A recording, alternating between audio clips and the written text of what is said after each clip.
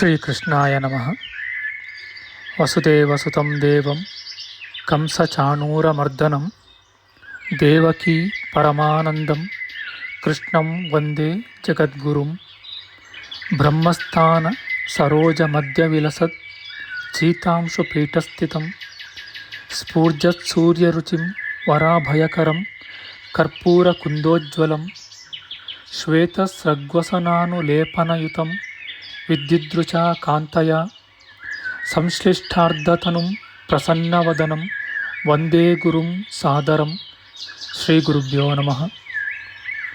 ಲಂಬೋದರಂ ಪರಮಸುಂದರಮೇಕದಂತಂ ರಕ್ತಾಂಬರಂ ತ್ರಿನಯನಂ ಪರಮಂ ಪವಿತ್ರಂ ಉದ್ಯದ್ದಿವಾಕರ ಕರೋಜ್ವಲಕಾಯಕಾಂತಂ ವಿಘ್ನೇಶ್ವರಂ ಸಕಲವಿಘ್ನಹರಂ ನಮಾಮಿ.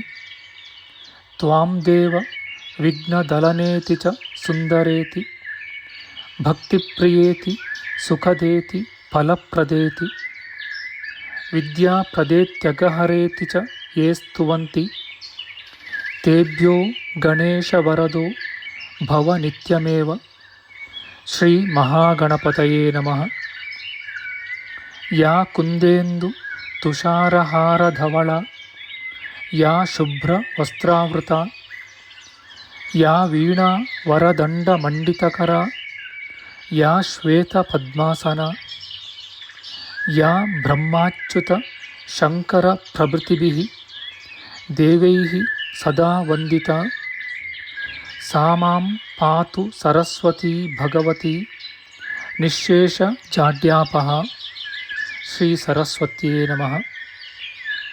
ವೇದಾರ್ಥತತ್ವವಿಶದೀಕರಣೇನ ಪುಂಸಾಂ ಉಚ್ಚೈರ್ಗತಿಂ ಜಗತಿಯೋ ದಯಾಯ ವಿಧಾತುಂ ರಮ್ಯಾಂ ಪುರಾಣಪದವೀಂ ಪ್ರಣಿನಾಯ ತಸ್ಮೈ ಲೋಕೇಶವೈಭವಪುಷೇ ಋಷಯೇ ನಮಸ್ತಾತ್.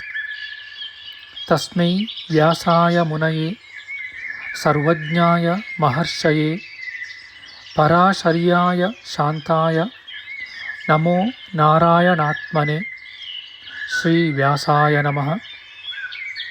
ನಾರಾಯಣಂ ನಮಸ್ಕೃತ್ಯ ನರಂ ಚೈವ ನರೋತ್ತಮಂ ದೇವೀಂ ಸರಸ್ವತೀಂ ವ್ಯಾಸಂ ತತೋ ಜಯಮುದೀರಯೇತ್.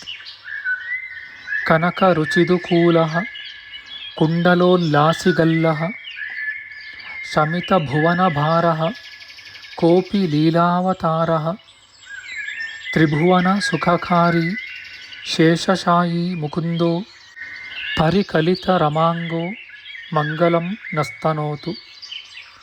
ನಮಾಮಿ ಗೋವಿಂದ ಪದಾರವಿಂದಂ ಸದೇಂದಿರಾನಂದನಮುತ್ತಮಾಡ್ಯಂ ಜಗಜ್ಜನಾನಾಂ ಹೃದಯ ಸನ್ನಿವಿಷ್ಟಂ ಮಹಾಜನೈಕಾಯನಮುತ್ತಮೋತ್ತಮಂ.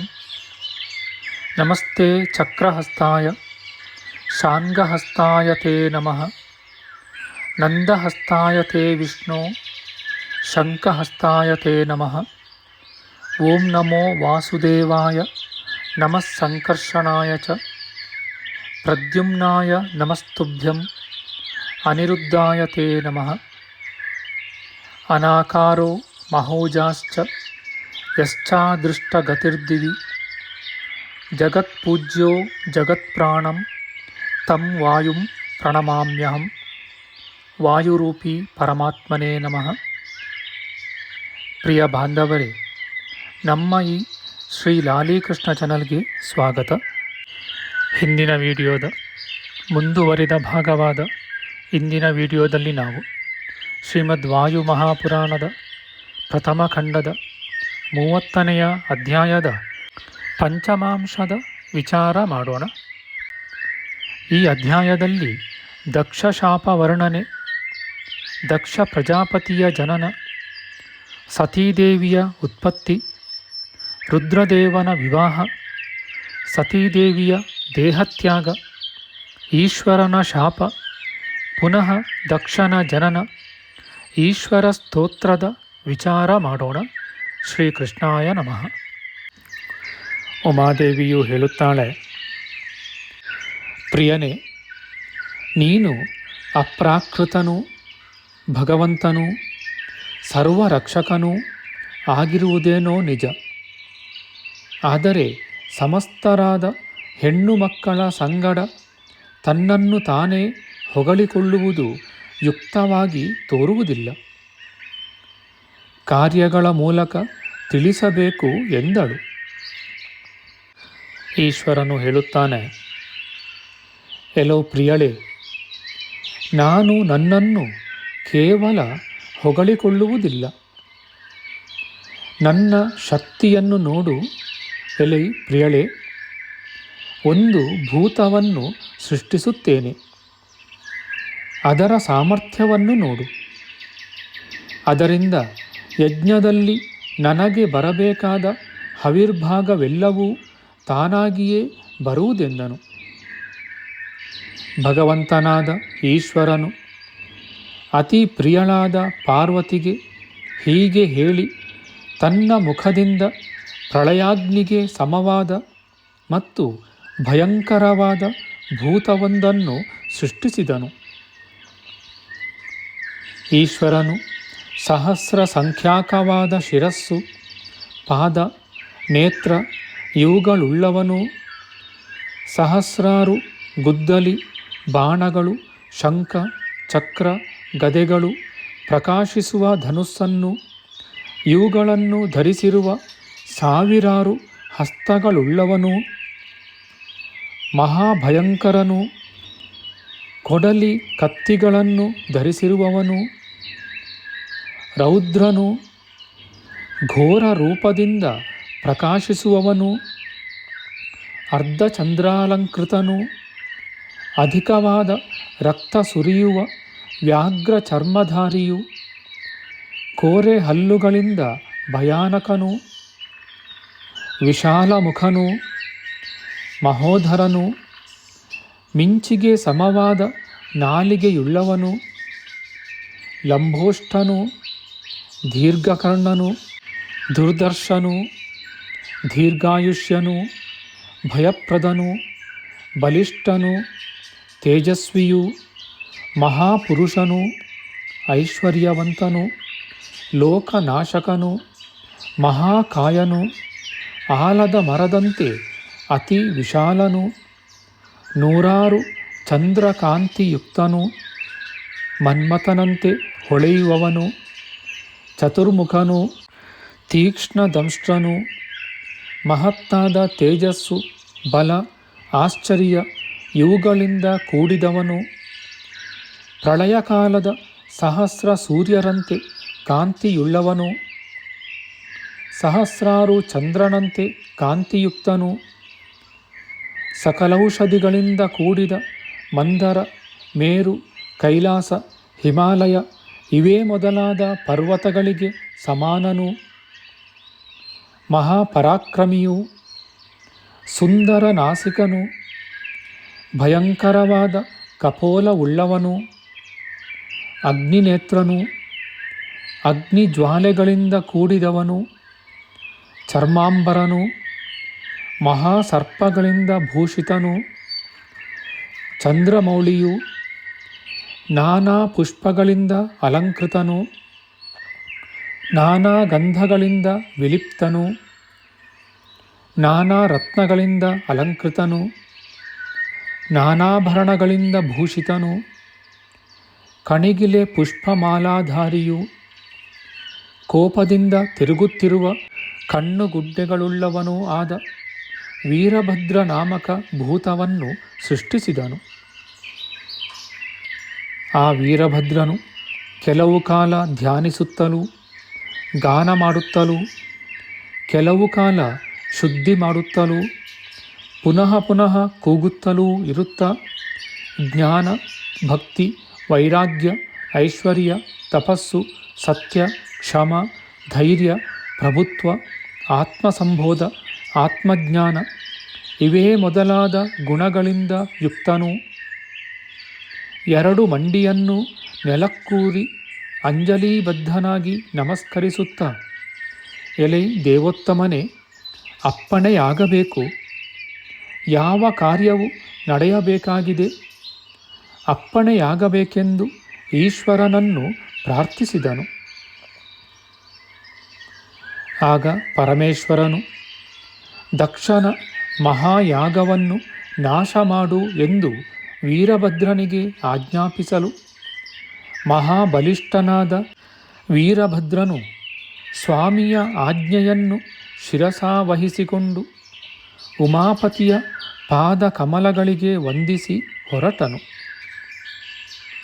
ಅನಂತರ ವೀರಭದ್ರನು ಬಂಧಮುಕ್ತವಾದ ಸಿಂಹದಂತೆ ಅನಾಯಾಸದಿಂದ ಹೊರಟು ಇದು ಉಮಾದೇವಿಯ ಕೋಪದಿಂದಾದ ಕೆಲಸವೆಂದು ತಿಳಿದು ದಕ್ಷನ ಯಾಗಶಾಲೆಗೆ ಹೋಗಿ ಆ ಯಾಗವನ್ನು ಧ್ವಂಸ ಮಾಡಿದನು. ಆಗ ಕೋಪದಿಂದ ಭಯಂಕರಳೂ ಭದ್ರಕಾಳಿಯೂ ಮಹೇಶ್ವರಿಯೂ ಆದ ಉಮಾದೇವಿಯು ಅದನ್ನು ಪ್ರತ್ಯಕ್ಷವಾಗಿ ನೋಡುವುದಕ್ಕಾಗಿ ಪರಿವಾರ ಸಮೇತನಾದ ಪರಮೇಶ್ವರನ ಸಂಗಡ ಹೊರಟಳು. ಸ್ಮಶಾನವಾಸಿಯೂ ಕ್ರುದ್ಧನೂ ಪೂಜ್ಯನೂ ಆದ ವೀರಭದ್ರನು ಪಾರ್ವತಿ ಕೋಪ ಪರಿಹಾರಕ್ಕಾಗಿ ತನ್ನ ರೋಮಕೂಪಗಳಿಂದ ಭಯಂಕರವಾದ ಪ್ರಮಥಗಣವನ್ನು ಸೃಷ್ಟಿ ಮಾಡಿದನು. ಅವರೆಲ್ಲರೂ ರುದ್ರದೇವನಿಗೆ ಸಮವಾದ ಶೌರ್ಯ, ವೀರ್ಯ, ಖ್ಯಾತಿ, ಕಾಂತಿ ಇವುಗಳುಳ್ಳವರೂ ಸಹಸ್ರ ಸಂಖ್ಯಾಕರೂ ಆಗಿ ಯಾಗಶಾಲೆಗೆ ಬಂದು ಇಳಿದರು. ಅನಂತರ ಕಿಲಕಿಲವೆಂಬ ಕೋಲಾಹಲ ಧ್ವನಿಯು ಆಕಾಶವನ್ನು ವ್ಯಾಪಿಸಿತು. ಆ ಮಹಾಶಬ್ದದಿಂದ ಸಮಸ್ತರಾದ ದೇವತೆಗಳು ಹೆದರಿದರು. ಎಲೆ ವಿಪ್ರರೇ, ಆ ಧ್ವನಿಗೆ ಪರ್ವತಗಳು ಸೀಳಿ ಹೋದವು, ಭೂಮಿಯು ಕಂಪಿಸಿತು, ಮೇರುಗಿರಿಯು ನಡುಗಿತು, ಸಮುದ್ರಗಳು ಅಲ್ಲೋಲ ಕಲ್ಲೋಲವಾದವು. ಆಗ ಅಗ್ನಿಗಳು, ಸೂರ್ಯರು, ಗ್ರಹಗಳು, ನಕ್ಷತ್ರಗಳು, ತಾರಕೆಗಳು ಪ್ರಕಾಶಿಸಲಿಲ್ಲ.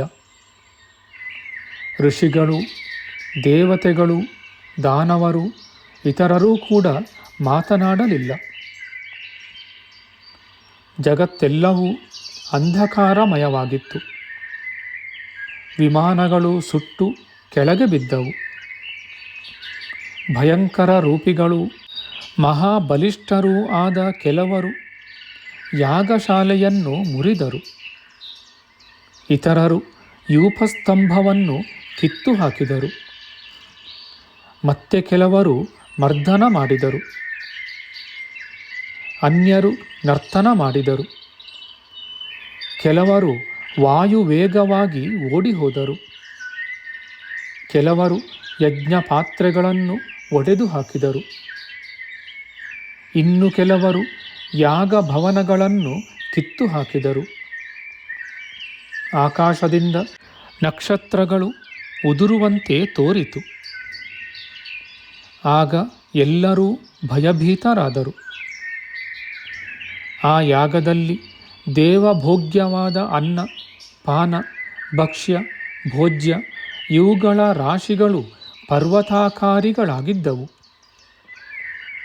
ಹಾಲು, ಮೊಸರು, ತುಪ್ಪ, ಜೇನು, ಪಾಯಸ ಇವುಗಳ ಕಾಲುವೆಯು ಹರಿದು ಹೋಗುತ್ತಿದ್ದವು. ಜೇನು, ಸಕ್ಕರೆಯ ಕೊಡಗಳು ರಾಶಿ ರಾಶಿಯಾಗಿ ಒಡೆದು ಹೋದವು. ಕೆಲವರು ರುಚಿಯಾದ ಷಡ್ರಸಾನ್ನಗಳನ್ನು ಮಾಡುತ್ತಿದ್ದರು. ಭೂತ ಪ್ರೇತ ಪಿಶಾಚಗಳು ನಾನಾ ವಿಧವಾದ ಮಾಂಸ, ಭಕ್ಷ್ಯ, ಭೋಜ್ಯ, ಗೊಜ್ಜು, ಚಿಣ್ಣೆ ಇವುಗಳನ್ನು ನಾನಾ ಮುಖಗಳಿಂದ ತಿನ್ನುತ್ತಲೂ ಎರಚುತ್ತಲೂ ವಿವಿಧ ಕ್ರೀಡೆಗಳನ್ನು ಮಾಡುತ್ತಲೂ ದೇವತಾ ಸ್ತ್ರೀಯರನ್ನು ಅಲ್ಲಿಂದಿಲ್ಲಿಗೆ ಎಸೆಯುತ್ತಲೂ ನಾನಾ ರೀತಿಯಲ್ಲಿ ವಿಹರಿಸುತ್ತಲೂ ಇದ್ದವು. ಆಗ ಸಮಸ್ತರಾದ ದೇವತೆಗಳು ಆ ದಕ್ಷನ ಯಾಗವನ್ನು ರಕ್ಷಿಸಲು ಪ್ರಯತ್ನ ಮಾಡಿದರೂ ಕೂಡ ವ್ಯರ್ಥವಾಯಿತು. ರುದ್ರ ಕೋಪ ಪ್ರೇರಿತರೂ ರುದ್ರ ಸಮಾನರೂ ಆದ ಗಣಗಳು ಯಾಗವನ್ನು ಧ್ವಂಸ ಮಾಡಿದವು. ಕೆಲವರು ಸರ್ವ ಪ್ರಾಣಿಗಳಿಗೂ ಭಯವಾಗುವಂತೆ ಗರ್ಜಿಸಿದರು. ಕೆಲವು ಭೂತಗಳು ಯಾಗದ ಪಶುಗಳ ತಲೆಗಳನ್ನು ಕತ್ತರಿಸಿ ಹಿಡಿದುಕೊಂಡು ಭಯಂಕರಗಳಾಗಿದ್ದವು. ನಮ್ಮ ಮುಂದಿನ ವಿಡಿಯೋದಲ್ಲಿ ನಾವು ಶ್ರೀಮದ್ ವಾಯು ಮಹಾಪುರಾಣದ ಪ್ರಥಮ ಖಂಡದ 30ನೆಯ ಅಧ್ಯಾಯದ ಷಷ್ಠಾಂಶದ ವಿಚಾರ ಮಾಡೋಣ. ಆಧ್ಯಾತ್ಮಿಕ ಚರ್ಚೆ ಮತ್ತು ವಿಚಾರ ವಿನಿಮಯಕ್ಕಾಗಿ ಶುರು ಮಾಡಿದ ಈ ಚಾನಲ್ನಲ್ಲಿ ನಾವು ಅಪ್ಲೋಡ್ ಮಾಡುವ ಎಲ್ಲ ವಿಡಿಯೋಗಳನ್ನು ಸಂಪೂರ್ಣವಾಗಿ ನೋಡಿ ನಿಮ್ಮ ಸಲಹೆಗಳನ್ನು ಕಮೆಂಟ್ ಬಾಕ್ಸ್ನಲ್ಲಿ ಬರೆಯಿರಿ. ಈ ಚಾನಲ್ಗೆ ಸಬ್ಸ್ಕ್ರೈಬ್ ಮಾಡಿ ಹಾಗೂ ಬೆಲ್ ಬಟನ್ ಒತ್ತಿ ನಾವು ಹಾಕುವ ಎಲ್ಲ ವಿಡಿಯೋಗಳನ್ನು ನೋಡಿ ಪ್ರೋತ್ಸಾಹಿಸಿ. ಕೃಷ್ಣಂ ನಾರಾಯಣಂ ವಂದೇ ಕೃಷ್ಣಂ ವಂದೇ ವ್ರಜಪ್ರಿಯಂ ಕೃಷ್ಣಂ ದ್ವೈಪಾಯನಂ ವಂದೇ ಕೃಷ್ಣಂ ವಂದೇ ಪೃಥಾಸುತಂ. ಶ್ರೀಕೃಷ್ಣಾಯ ನಮಃ.